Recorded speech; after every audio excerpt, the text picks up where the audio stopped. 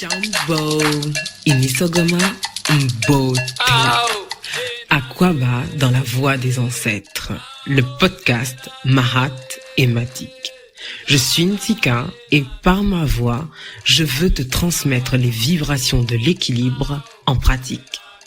Après cette lecture, je retiendrai qu'il y a 3 niveaux pour pouvoir s'accomplir en couple. 1. S'accomplir seul. Donc, chercher sa vocation avant de s'unir. Si tu es en couple ou célibataire et que tu n'as aucune idée sur ta vocation sur Terre, cours la chercher. Cours. Nous ne sommes pas venus pour nous balader ou accompagner les autres. Il est indispensable de te connaître, de te retrouver seul et écrire sur une feuille, par exemple. Donne-toi des rendez-vous seul pour te découvrir. Réponds aux questions de tes rêves. Célibataire, j'étais, et lui aussi, monsieur, d'ailleurs, dans une recherche en fait de mes traditions pour mieux me connaître. Mes lacunes m'avaient conduit dans dans des relations inadaptées en fait. En réponse à ça, je me suis imposé du jour au lendemain, comme ça, un jeûne relationnel. Je limitais les relations amoureuses et je me suis dit qu'il fallait que je voyage, donc je l'ai fait 2 fois par an sur Kama, donc en Afrique. Ça n'a pas suffi. J'ai rencontré mon autre et c'était beau en fait, mais la déception fut très brutale. En fait, face à la confrontation sans filtre de nos personnalités. En cherchant à comprendre nos particularités, j'ai découvert la science de l'astrologie et sa place dans nos traditions. Lui était d'énergie terre et moi de l'air. Nous nous sommes rencontrés à la danse et la danse était notre terrain de rencontre. En fait, c'était notre point d'union.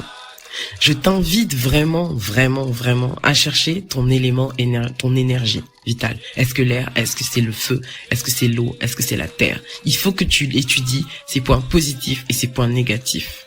Il faut que tu comprennes ton signe astrologique. Quelle est ta mission? Pourquoi tu es revenu sur cette terre à ce moment-là, sous ces étoiles-là, dans cette énergie, cette personnalité-là? Et tu régleras beaucoup de problèmes. Mais aussi unis, parce qu'en fait, la terre et l'air sont connectés, en fait, indirectement.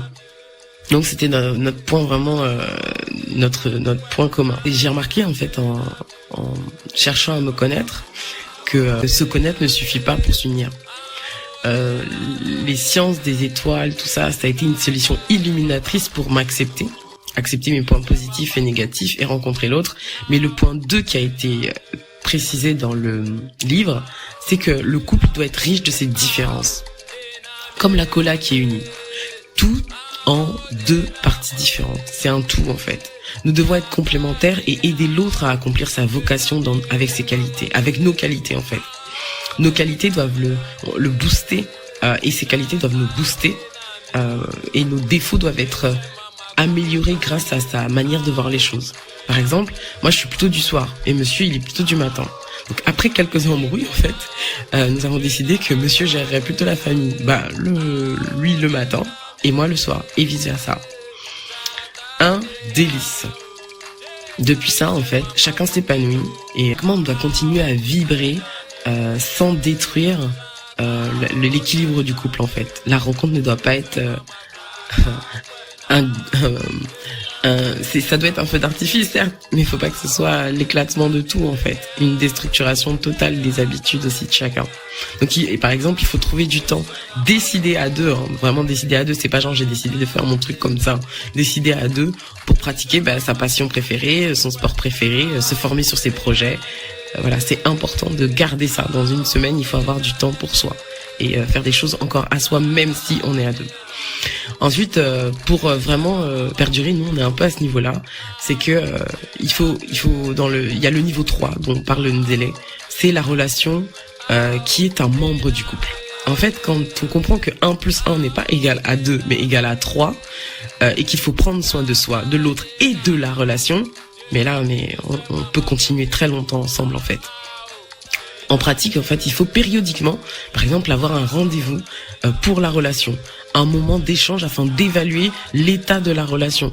Par exemple, de 1 à 10 et donner les points positifs, les points négatifs de la relation. Il faut l'analyser, la vivre, la rendre vivante et dire, par exemple, qu'est-ce qui nous manque pour amener cette relation à 10 et programmer, être dans la responsabilité, programmer des actions que chacun ferait personnellement. Il se prononce sur ce qu'il pourrait faire pour la semaine prochaine pour améliorer cette relation et atteindre le 10. Et vous verrez, c'est magique parce que ça permet de connaître le statut de l'autre et aussi de s'exprimer et de dire ce qu'on souhaite en fait.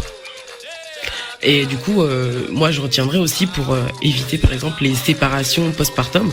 Je pense que c'est souvent lié à un remplacement de la relation par la création. Je précise, la création qui est le bébé. En fait, dans le niveau 3, on dit qu'il faut créer ensemble. En fait, la création, c'est qu'un projet. C'est un projet de créer. On peut pas remplacer, en fait, les créateurs, replacer la créature par les créateurs. Genre, le bébé ne peut pas prendre la place de la relation. Sans relation, il n'y a pas de bébé. Avant bébé, il y avait un couple. Donc, les deux complices et une relation. Donc en fait, par exemple, mon erreur avant a été de me focaliser sur bébé et beaucoup de femmes ont fait ça en fait. J'avais l'impression, et moi de mon côté, j'avais l'impression que monsieur m'isolait uniquement dans mon rôle de maman. Le couple n'existait plus en fait. Et ne soyons pas ingrats ou focalisés uniquement sur le résultat en oubliant toute la chaleur de la relation. C'est important de la laisser vivre en fait. La relation ne s'arrête pas à ce qu'on a créé, bien au contraire, c'est le début d'une aventure. Il faut toujours créer ensemble. Par exemple, il faut continuer à par exemple, au niveau des enfants, organiser le temps pour que les enfants soient couchés tôt et ou qu'il y ait une personne de confiance qui garde les enfants pour qu'on puisse avoir un temps à nous, un peu, dans la semaine pour échanger. Au niveau du travail, au niveau des projets, il faut chercher des projets qu'on pourrait faire ensemble, des business qu'on pourrait faire ensemble, des projets à deux mais sur nos passions par exemple communes, se former ensemble. Quel est le thème où tous les deux on pense qu'on a des lacunes et on pourrait se former ensemble. Il faut créer des choses ensemble. Donc sur ce, je te dis, prends bien soin de toi, de ton entourage, tes ancêtres.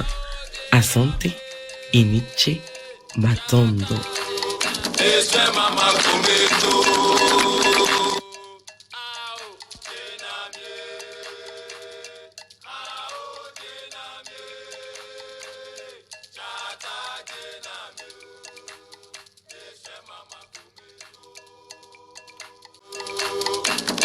Mama